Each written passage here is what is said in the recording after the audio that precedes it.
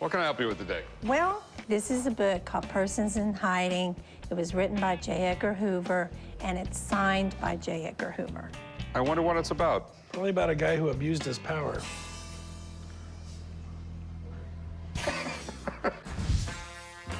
I decided to come into the pawn shop today to try to sell my book, autographed by J. Edgar Hoover. I like to sell the book today because with the way the economy is, I could really use the money right now. I think it ought to be worth at least $500 or more. Where did you get this? My great-uncle was an FBI agent, and he worked under J. Edgar Hoover. He's one of those people in history that really did abuse his power. He had files on every president, every politician, every judge. J. Edgar Hoover basically built the FBI from the ground up. And he took down some of the biggest criminals in history. But he kept secret files on everyone from JFK to Martin Luther King. It made him extremely powerful. There's been a ton of books about him, and they just made a movie about him. And in the movie, he's actually writing a book, but I don't actually think it's this one. I've had it for years. Okay, so do you know what it is, or just basically people that were wanted, or? I don't know, and I feel bad to say that because I've never read the book. I've never read the book either. And this is where he signed it. You can tell that that is his signature because you can go right there and make that comparison. Or that would make it real easy for someone to copy it. I never think of things like that. I really don't. Love him or hate him, Hoover is one of those guys people love to talk about. And I'm guessing a book autographed by him would be a hot item for collectors. But I really don't know for sure because this is the first Hoover item I've had in the store. If the signature's real, I'm definitely interested in buying it. Let me get someone in here to make sure the signature's real, okay? Okay. I know it's a legitimate signature, and it kind of offended me that they were questioning me because I've never been questioned like that before. What do we have? We have Persons in Hiding, J. Edgar Hoover, okay. and it's supposedly signed by him. Okay. Well, really, the favorite part of my job is like a whodunit every day. You know, it's like a big mystery, so I really enjoy it. Well, Persons in Hiding is really all about the FBI and their quest to hunt down all the gangsters, of which there was thousands of them, really. That's the real reason they put the FBI together. I mean, these guys had machine guns now, they were organized, and they needed a professional organization to go up against them. But with J. Edgar Hoover, slowly started getting too much power, and he would keep files even on presidents in the United States. They actually changed the law to where now FBI directors can only be a director for 10 years because they want to keep the power in check. Think there's a problem with the signature? I'm just concerned that he didn't get his secretary to sign all these books for him. All right, let's take a closer look, guys. Okay. These lower extenders, it always slides to the right, then comes back, and then slowly lifts off the paper a little bit. Stems on the D's are short, very distinctive T-bar, the way it switches back. Well, overall, this is definitely his. No secretary here, that's for sure. You. Okay, so what do you think it's worth? Well, it's not the first edition. It's been reprinted a few times. I'm just gonna say $300-400 retail. Okay, thanks, Drew. All right, guys. I was disappointed because I really think it is worth more. It's a part of history. All right, so that being said, what do you want for it? Like 400, 500. You know? I'll give you 250 bucks. I don't know. I'm still thinking like 400. Now you do have it confirmed. It's his signature. I'll tell you what, I'll give you 250 for it. You know what? I think for that price, I'll take it home and I will read it. Okay. I'll go 275. That's the best I can do. No, I can't. But thank you. All right, Okay, thanks for coming in. I was really in shock when he said that was the price, but I'll take it home, I'll read it, and then maybe I'll bring it back in a few years. Maybe it'll be worth more by then. What do we got? Hey, I got this 61 Willie Mays uniform. I got this jersey with the matching pants underneath. You're bringing me in something here that's amazing. The home runs this guy could have hit in this uniform, the bases he stole, game-winning catches, all kinds of stuff. Which I'm sure he did in this uniform. I came to the pawn shop today to sell my Willie Mays uniform. I'd like to sell it today because I'd like to just cash in on it. I've had it sit in the closet, so it's time for it to go. It's pretty amazing. Where'd you come across this? It's a family heirloom. My uncle acquired it in the late 60s, and when he passed away, my aunt just kept good care of it, and about 2.5 years ago, she was nice enough to give it to me. This is amazing, man. I mean, there's very few guys in the world that can compare to him in that sport. 660 home runs, batting average of .302, definitely in the top 10 of baseball players of all time. If you open up the pants, it gives all of his details. Willie Mays is one of the legends. I mean, he's right up there with Babe Ruth, Ty Cobb, and Joe DiMaggio. And uniforms are pretty much the holy grail for sports collectors. A game-worn Willie Mays uniform, you're talking huge money.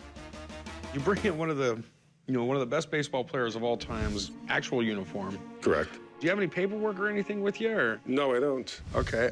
This doesn't look game worn. Willie Mays was a badass. He was sliding around in the dirt and the grass. I imagine there would be a bunch of stains on it. Back in the day, players would only get a couple uniforms a season, so finding one in such great condition definitely makes me nervous. If it's real, we're talking something worthy of the Hall of Fame. I mean, the jersey feels authentic. I have no way of telling for sure that it's real. I'm very confident it's real. I mean, the way my family cherished it, and the way my uncle was a sports collector. And Just because it was in your family doesn't make it real. What'd you want to do with it? I'd like to sell it. Give me an idea of what you want for it. I think around $45,000 would be a fair offering. I'm gonna need a little bit of proof before I shell out that kind of money. Let me have someone come down here and check it out. I've got to check for authenticity, game worn. There's a million little things that can make this worth money. Sure. All right, Wait and see. Be right back. I'm gonna make a phone call. Thank you.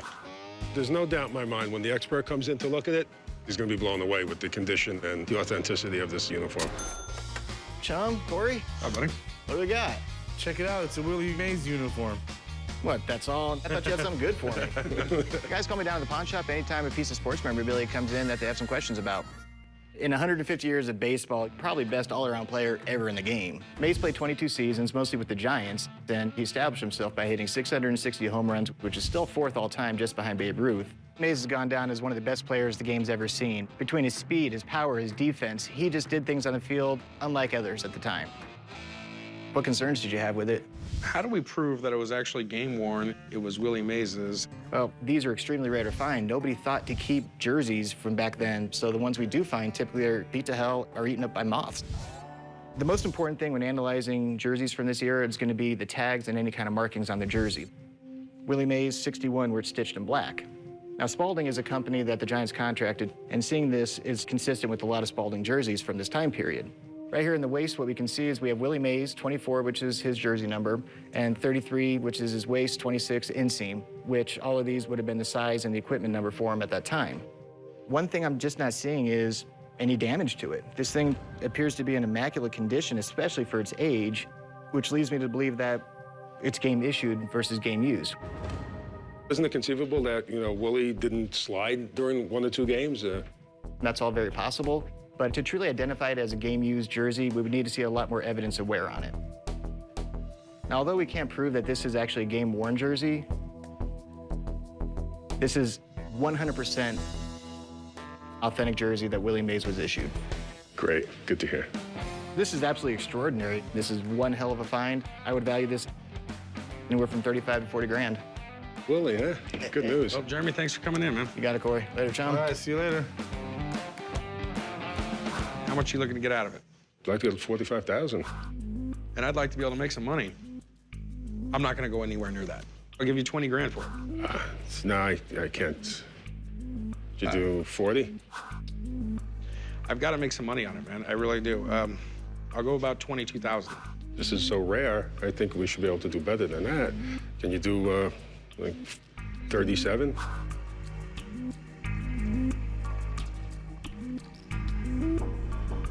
Go 25,000. I'm not going any higher. You do 35? Nope.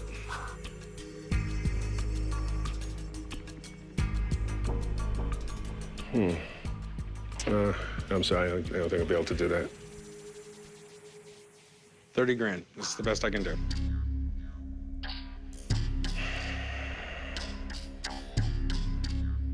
Can you meet me at 33? $31,000. Call it a day.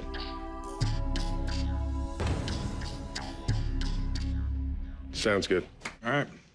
Chum, take care of it. All right. Well, mixed emotions. There was the sentimental attachment.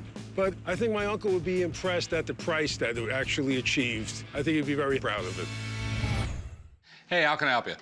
Well, I've got an item here I thought you might be interested in. Okay. It's very unique, one of a kind. It's a Playboy bunny outfit Okay. that my girlfriend gave me Why would your girlfriend give you a Playboy bunny outfit? because she was a Playboy bunny at the New York club. Just wanted to make sure you didn't wear it. I decided to come to the pawn shop today because I want to sell my Playboy bunny outfit. I've had the outfit for several years. It's been in my closet, and I'm not going to wear it. I probably wouldn't walk out of the pawn shop for less than $3,000. So what was it like to date a Playboy bunny? She was very nice today. Okay. All right. So tell me about these things. I have the tag, her actual employee card, original cufflinks, and I have the bodysuit. Okay. We got the ears, we got the name, you got the whole outfit here. This is really iconic. Hugh Hefner, he really was brilliant. He was in his early 20s when he started Playboy. When he opened his first Playboy club in 1960, Hugh Hefner definitely knew what he was doing. He made it exclusive. And next thing you know, there was Playboy clubs all around the world. What's cool about this outfit is the fact that it's an original. If you notice the ties on both sides, the later outfits did not have these. So this was the prototype. Okay. And this is the manual on how to wear your ears? Yep. They had to go through a training session. You didn't just put the uniform on and go wait Okay. tables. This bunny outfit is in pretty amazing condition. And I'm thinking since Vegas has a real long history of showgirls, a piece like this will be easy to sell. So how much do you want for it? About 3,000. That's more than I'd be willing to go. I'm thinking more like $1,000. I've seen them listed on the internet for 4,000 to 6,000. So I know that's what they're listed for, but what are they getting? how about meeting me halfway, 1,500? It's an original. I'll go 12. That's the best I can do.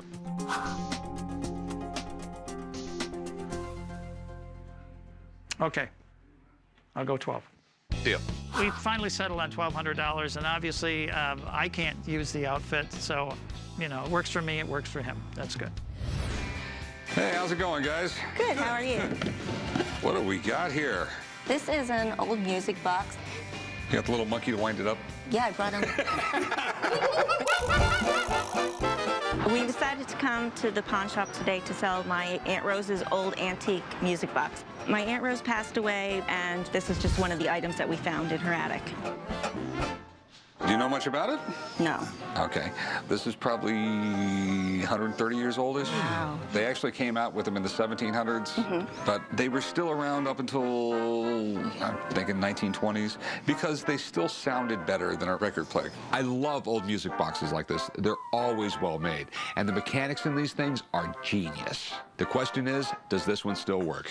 You ever tried to play it or anything like that? No, we haven't. This is sort of like a record right here. And when you bought one of these, you could go out and buy extra discs, and they'd all play different music. You see all these notches right here on the disc? Yes? As this turns around, they would hit these keys right here, okay? And they will hit the comb. This is called the comb right here. Okay. And what makes this thing really, really cool is this also has bells. And you have the key. That's very important. Yeah, and you just put it on right like this. Don't break it, Rick. And let's hope it winds. And it's working. See, it's turning right there? Yes. So this is the brake on it right here.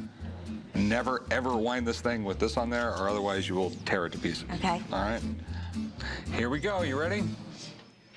You want to dance? No, thank you.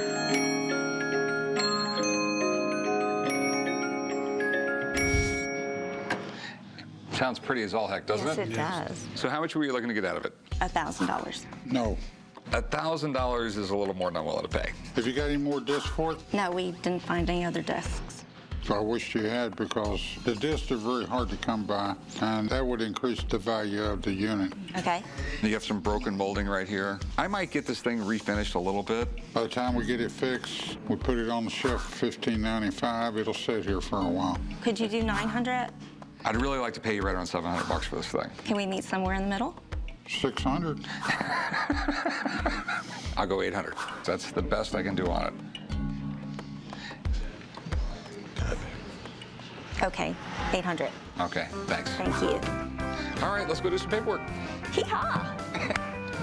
I feel the negotiations went pretty well. We wanted 1,000, but 800's good. I just can't believe how beautiful the music box sounds. It just has a great quality of sound.